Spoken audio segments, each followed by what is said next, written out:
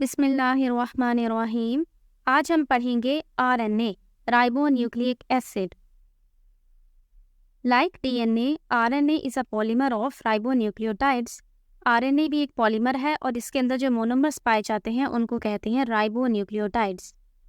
The RNA molecules occur as single strand which may be folded back on itself to give double helical characteristics।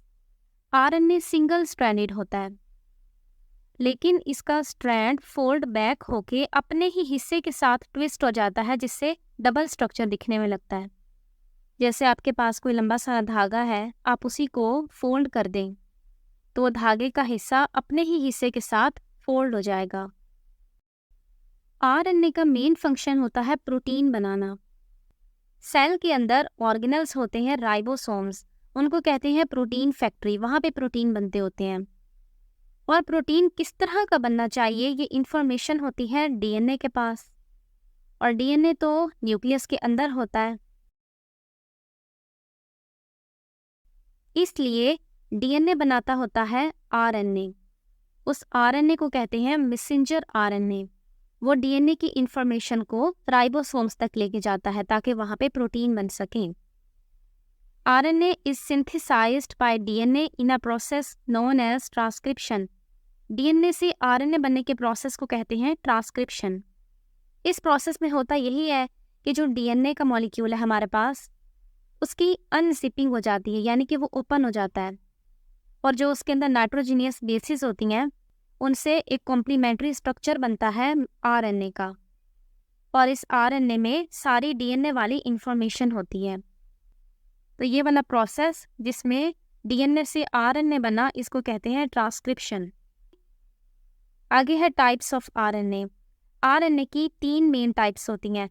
Messenger RNA जिसको mRNA भी कहते हैं, transfer RNA जिसको tRNA, और ribosomal RNA जिसको rRNA कहते हैं। ये तीनों टाइप के आरएनए ही डीएनए से बनते हैं, और फिर उसके बाद ये साइटोप्लाज्म में जाके अपना काम परफॉर्म करते हैं। सबसे पहला है मैसेंजर आरएनए। इसके नाम से ही पता चल रहा है कि ये डीएनए की इंफॉर्मेशन को कैरी करता है और राइबोसोम्स तक लेके जाता है जहाँ पे प्रोटीन बनने होते हैं। देखिए, 3 न्यूक्लियोटाइड्स के ग्रुप को कहते होते हैं कोडोन, और एक कोडोन एक अमीनो एसिड को रिप्रेजेंट करता है। यानी 3 न्यूक्लियोटाइड्स मिल के एक अमीनो एसिड के मुतालिक बताते हैं कि कौन सा अमीनो एसिड यहाँ पे लगना चाहिए।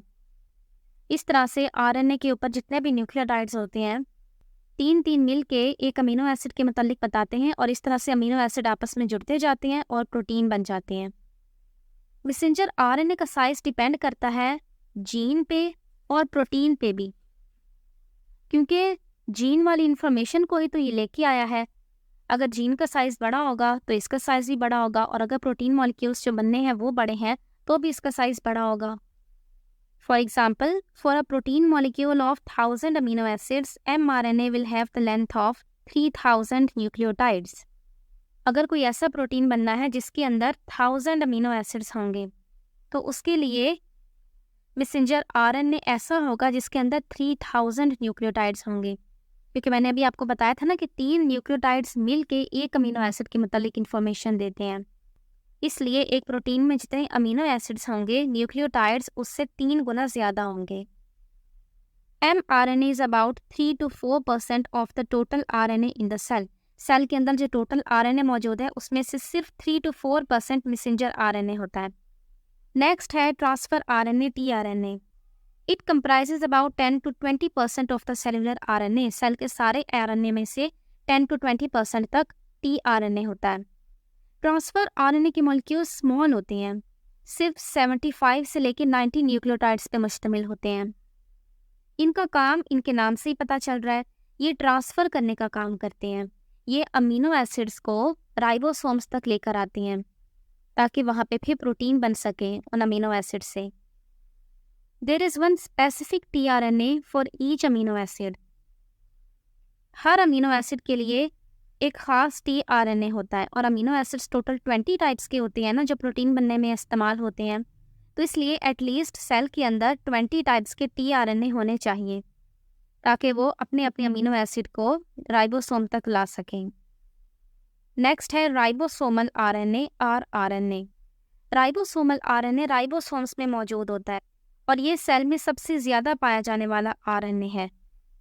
80% तक सेल में जो आरएनए है वो राइबोसोमल आरएनए होता है और इसकी सबसे ज़्यादा क्वांटिटी राइबोसोम्स में पाई जाती है। It is strongly associated with the ribosomal protein where 40 to 50% of it is present. rRNA और प्रोटीन्स ये दोनों मिल के राइबोसोम्स बनाती हैं, तो राइबोसोम के स्ट्रक्चर के अंदर भी rRNA मौजूद होता है। It acts as a machinery for the synthesis of protein. ये प्रोटीन बनने में एक तरह से मशीनरी का काम करता होता है। जब मैसेंजर आरएनए से प्रोटीन सिंथेसिस होती है तो उस वक्त rRNA हेल्प करता होता है।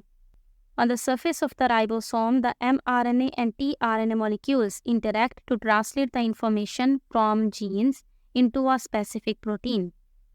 राइबोसोम्स की सरफेस पे मैसेंजर आरएनए और tRNA ये दोनों मिलकर काम करते हैं और उससे जो इन्फॉर्मेशन जीन्स के पास होती है उस तरह के प्रोटीन तैयार होते हैं। अगला टॉपिक है कॉन्जुगेटेड मॉलिक्यूल्स। दो डिफरेंट तरह के मॉलिक्यूल्स कंबाइन होकर जो मॉलिक्यूल बनाते हैं उसको कहते हैं कॉन्जुगेटेड मॉलिक्यूल्स। जैसे कि कार्बोहाइड्रेट्स प्रोटीन के साथ मिलकर बना लेते हैं ग्लाइकोप्रोटीन। ग्लाइकोप्रोटीन कॉन्जुगेटेड मॉलिक्यूल है। कार्बोहाइड्रेट्स लिपिड के साथ मिलकर बना लेते हैं glycolipids. Most of the cellular secretions are glycoprotein in nature.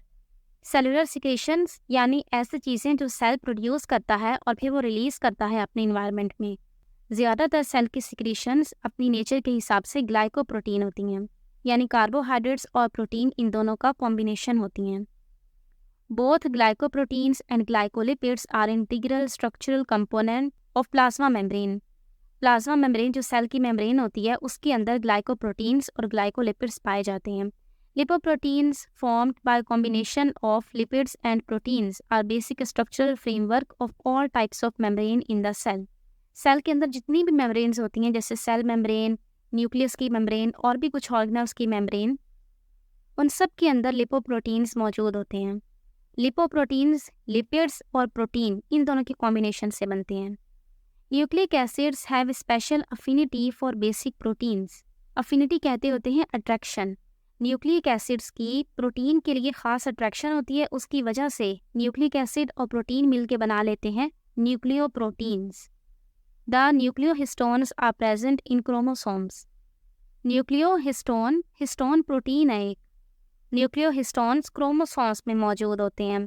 These conjugated proteins are not only of structural but also are of functional significance. They play an important role in regulation of gene expression. Chromosome के अंदर जो conjugated molecule मौजूद है न्यूक्लियोहिस्टोन, ये इसका सिर्फ structural role नहीं है कि ये सिर्फ क्रोमोसोम्स को बनाता नहीं है, बल्कि इसका फंक्शनल रोल भी होता है। ये वहाँ पे जीन एक्सप्रेशन को कंट्रोल करने का काम करता है। जीन एक्सप्रेशन हम उस प्रोसेस को कहते हैं जिसके ज़रिए जीन्स अपने आप को एक्सप्रेस करते हैं, यानी जीन्स के पास जो इन्फॉर्मेशन होती है उससे प्रोटीन बनते हैं। अस्सलामु अलैकुम।